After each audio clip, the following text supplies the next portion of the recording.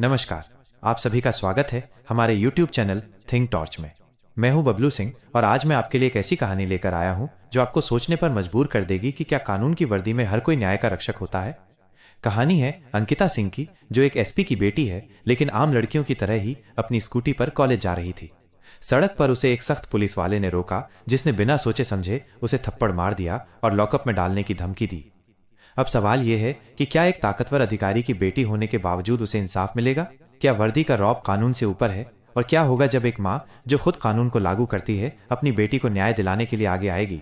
जानने के लिए कहानी को अंत तक जरूर देखिए। सुबह सुबह की ठंडी हवा में अंकिता अपनी स्कूटी धीरे धीरे चलाते हुए सड़क पर बढ़ रही थी। वो साधारण सी सलवार सूट पहने हुए थी, जैसे किसी गांव की एक आम लड़की। किसी को यह अंदाजा भी नहीं था कि वो एसपी मैडम सुनीता शर्मा की बेटी है। उस दिन वो अपनी सहेली की शादी में जा रही थी। शिवाजी नगर बाजार पार करते ही उसने आगे सड़क किनारे 5-6 पुलिस वालों को देखा जो गाड़ियों की चेकिंग कर रहे थे। उनमें इंस्पेक्टर विशाल भी मौजूद थे।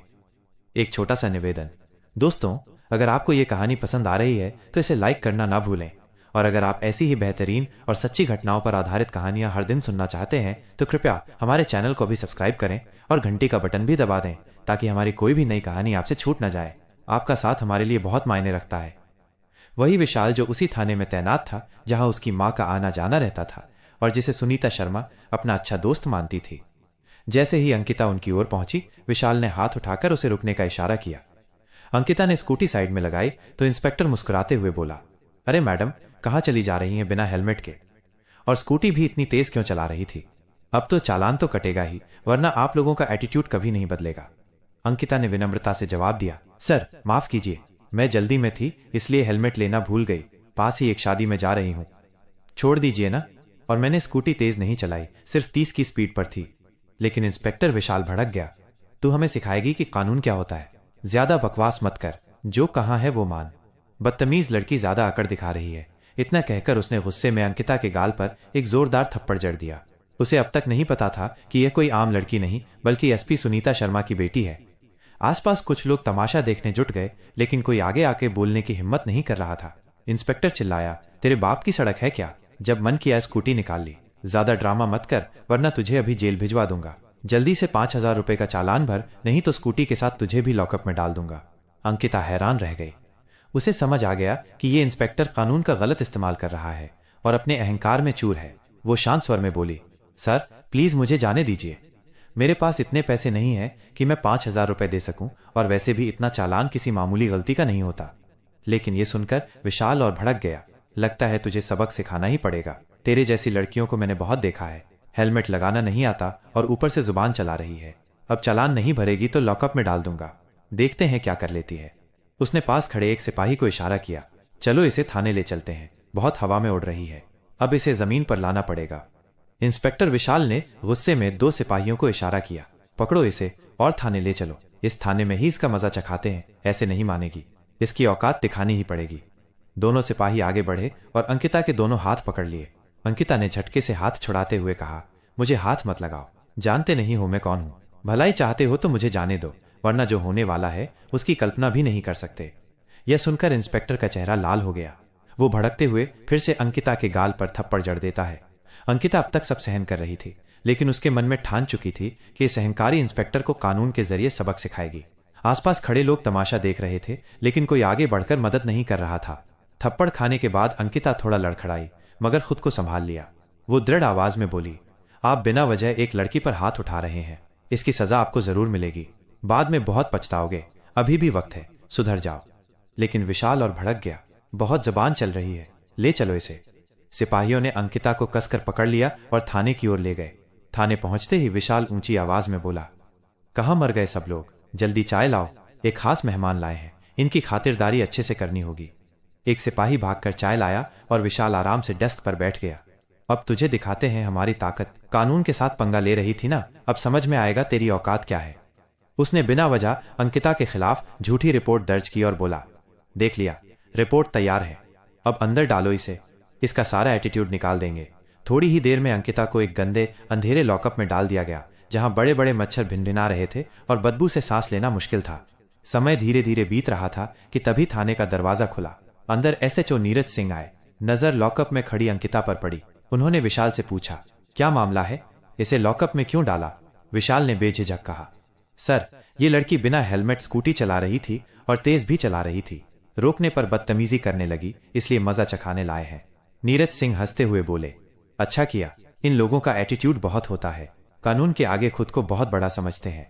उन्होंने असल वजह जानने की कोशिश भी नहीं की और अंकिता को तिरस्कार भरी नजरों से देखा। अंकिता समझ गई कि यहाँ के दोनों अधिकारी कानून के रक्षक नहीं बल्कि भक्षक हैं। उसके पास न मोबाइल था न किसी से मदद मांगने का तरीका, लेकिन किस्मत ने उसका साथ दिया। उसी दिन शाम करीब 4 बजे उसकी मां एसपी सुनीता शर्मा किसी काम से थाने पहुंची। थाने में प्रवेश करते ही उनकी नजर लॉकअप में खड़ी एक सलवार सूट पहने लड़की पर पड़ी। वो तुरंत पहचान गई, वो उनकी बेटी अंकिता थी।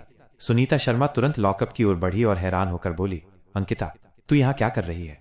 किसने तुझे लॉकअप में डाला? क्या हुआ है? पास खड़ा एक सिपाही यह सब सुन रहा था। वो तुरंत समझ गया कि ये कोई आम लड़की नहीं बल्कि एसपी मैडम की बेटी है। वो दौड़ते हुए विशाल के पास गया और सब कुछ बता दिया। विशाल का चेहरा सफेद पड़ गया। वो घबराहट में भागते हुए लॉकअप के पास आया और बोला, एसपी मैडम, ये लड़की सड़क पर बदतमीजी कर रही थी, कानून तोड़कर स्कूटी चला रही थी। जब हमने रोका और समझाया तो इसने हमें गालियां दी और कहा, तुम लोग जानते नहीं हो मैं कौन हूं, मैं तुम लोगों को सस्पेंड करवा दूंगी। बहुत एटीट्यूड दिखा रही थी, इसलिए हमने इसे लॉकअप में डाल दिया। सुनीता शर्मा का चेहरा गुस्से से लाल हो गया। ये मेरी बेटी है और आपने जो किया है वो बिल्कुल गलत है। ये सुनते ही विशाल के हाथ पांव कांपने लगे। वो तुरंत हाथ जोड़कर बोला, मैडम, ये आपकी बेटी है, मुझे नहीं पता था, माफ कर दीजिए, आगे से ऐसा नहीं होगा। मैंने सोचा ये कोई गांव की आम लड़की है इसलिए गिरफ्तार कर लिया। चलिए, मैं अभी लॉकअप खोल देता हूं और इसे छोड़ देता हूं। लेकिन सुनीता शर्मा ने सख्त आवाज में कहा, लॉकअप खोलने की जरूरत नहीं है, अब जो करना है मैं करूंगी। आपने जो किया है वो कानून और इंसानियत दोनों के खिलाफ है। उन्होंने तेज स्वर में पूछा, एसएचओ नीरज सिंह कहाँ है? तभी नीरज सिंह पास आकर खड़े हो गए। जी बोलिए मैडम। सुनीता शर्मा ने उनकी आंखों में देखते हुए कहा, आप लोगों ने मेरी बेटी को लॉकअप में क्यों डाला? पास खड़े एक सिपाही ने जल्दी से ताला खोला और अंकिता को बाहर निकाला। अंकिता बाहर आते ही अपनी मां के पास गई और पूरे घटनाक्रम की कहानी सुना दी। सड़क पर रोकना, बिना वजह चालान की धमकी देना, थप्पड़ मारना और बदतमीजी करना। सुनीता शर्मा सब सुनकर समझ गई कि विशाल और नीरज सिंह दोनों ने अपनी वर्दी और पद का गलत इस्तेमाल किया है। उनके भीतर का अधिकारी और मां दोनों गुस्से से भर उठे। उन्होंने मन ही मन ठान लिया, इन दोनों को उनकी असली जगह दिखानी पड़ेगी। बिना वजह मेरी बेटी पर हाथ उठाया, वो भी 2-2 बार, और कानून की धज्जियां उड़ाई।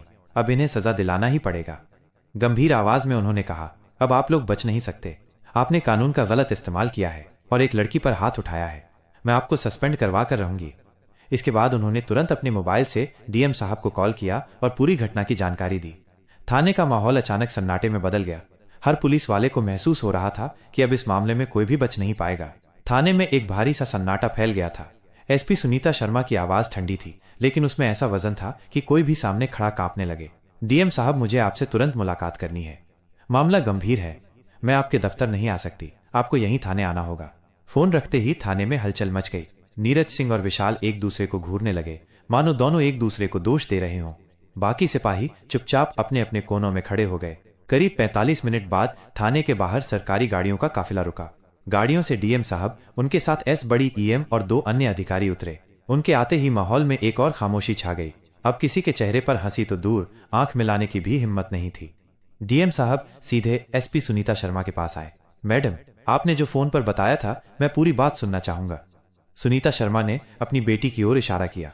ये मेरी बेटी है, लेकिन सबसे पहले मैं इसे एक नागरिक की तरह देख रही हूं, ना कि अपनी संतान के रूप में। सड़क पर इसे बिना वजह रोका गया, झूठा चालान मांगा गया, बदतमीजी की गई, थप्पड़ मारे गए और फिर थाने में गंदे लॉकअप में डाल दिया गया, वो भी बिना किसी वैध कानूनी प्रक्रिया के। मैं चाहती हूं कि आप इस मामले की जांच अभी और यहीं शुरू करें। डीएम साहब ने गंभीरता से सिर हिलाया। ठीक है, अभी जांच शुरू होती है। सबसे पहले डीएम साहब ने आदेश दिया, जिस जगह घटना हुई थी वहां से तुरंत किसी भी नागरिक को लाकर बयान लिया जाए और थाने में मौजूद सीसीटीवी फुटेज भी पेश की जाए। थाने के एक सिपाही ने धीरे से कहा, सर, सड़क पर घटना के वक्त कुछ लोग मोबाइल से वीडियो बना रहे थे, तो तुरंत उन्हें बुलाओ। 2 घंटे के भीतर 3 लोग थाने में पहुंचे। उनमें से एक बुजुर्ग दुकानदार थे, जिन्होंने साफ कहा, मैंने अपनी आंखों से देखा कि लड़की स्कूटी धीरे चला रही थी, हेलमेट नहीं था, ये सही है, लेकिन उसने किसी से बदतमीजी नहीं की। उल्टा इंस्पेक्टर साहब ने उसे जोर से थप्पड़ मारा और बहुत बुरा भला कहा। दूसरे गवाह एक कॉलेज के छात्र ने मोबाइल से बनाया वीडियो दिखाया। वीडियो में साफ दिख रहा था विशाल अंकिता को थप्पड़ मार रहा है, 5,000 रुपए के चालान की धमकी दे रहा है और आसपास के लोग देख रहे हैं। तीसरे गवाह ने भी यही बयान दोहराया। डीएम साहब ने विशाल की तरफ देखा। आपने गिरफ्तारी की क्या वजह दर्ज की? विशाल पसीना पोंछते हुए बोला, सर, उसने हमें गालियां दी और धमकाया।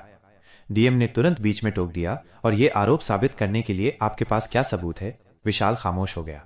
अब थाने के सीसीटीवी फुटेज की बारी थी। फुटेज में दिखा अंकिता को बिना किसी पूछताछ के सीधे लॉकअप में डाला जा रहा है। विशाल और नीरज सिंह दोनों मिलकर हंसते हुए बातें कर रहे हैं और किसी तरह का लिखित बयान या गिरफ्तारी का कागज तैयार नहीं किया गया। बड़ी ईएम ने फुटेज रोकते हुए कहा, यह पूरी तरह से गैर कानूनी हिरासत है। भारतीय दंड संहिता और पुलिस एक्ट के तहत यह गंभीर अपराध है। डीएम ने नीरज सिंह से पूछा, एसएचओ साहब, थाने के मुखिया होने के नाते आप पर यह जिम्मेदारी थी कि आप किसी भी नागरिक के साथ कानून के अनुसार पेश आए। आपने कार्यवाही क्यों नहीं रोकी? नीरज सिंह ने बेमन से कहा, सर, मैंने सोचा कि इंस्पेक्टर सही है और लड़की वाकई बदतमीजी कर रही थी। डीएम ने तीखी नजरों से देखा। सोचा? कानून सोच के आधार पर नहीं, सबूत और प्रक्रिया के आधार पर चलता है। आपने ना तो जांच की, ना ही रोकने की कोशिश की। इसका मतलब है कि आप इस गैर कानूनी काम में बराबर के भागीदार हैं।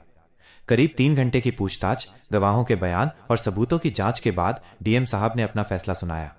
इंस्पेक्टर विशाल और एसएचओ नीरज सिंह दोनों को तत्काल प्रभाव से सस्पेंड किया जाता है। इनके खिलाफ विभागीय जांच और आईपीसी की धाराओं 323, मारपीट, 441, गैर कानूनी तरीके से रोकना और 166 कानून के खिलाफ कार्रवाई के तहत केस दर्ज किया जाएगा। थाने में मौजूद सभी पुलिस वालों ने पहली बार देखा कि वर्दी पहनने वाले भी कानून के सामने झुक सकते हैं। विशाल और नीरज सिंह के चेहरे उतर गए और वे सिर झुकाए खामोश खड़े रह गए।